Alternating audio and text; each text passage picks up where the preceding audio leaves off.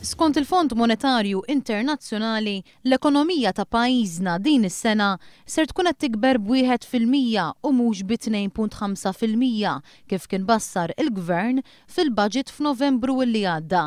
F'konferenza tal-aħbarijiet il-Ministru Tonio Fenech iżda qal li dan ma jsirx minħabba żbalji tal-Ministeru tal-Finanzi mmexxi minnu, iżda minħabba dak li kun qed jiġri madwar id-dinja.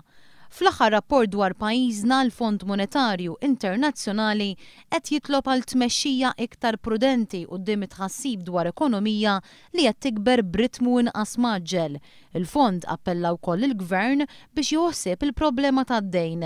Għall-Ministru Tonio Fenech iżda ir-rapport tal-Fond Monetarju Internazzjonali jagħti ċertifikat tajjeb lil pajjiżna. Rapport li huwa pożittiv għal pajjiżna illi juri b'mod ċar illi pajjiżna miexi f'dak li huwa ekonomija li qiegħda tirkupra b'mod saħħtu. Għal Tonio Fenech l-ekonomija ta' Malta qed tikber waqt li ta' pajjiżi oħra qed tiċkien, filwaqt li l-għoli tal-ħajja baqa' inqas mill-medja tal-Unjoni Ewropea. Il-Fond Monetarju Internazzjonali talab il-Gvern Malti biex inaqqas id-dipendenza ta' pajjiżna fuq l-importazzjoni taż-żejt biex isaħħaħ is-sem tan-nisa fid-dinja tax-xogħol biex ikabbar l-opportunitajiet fil-qasam tal-edukazzjoni u biex iżid il-kompetittività ta' pajjiżna.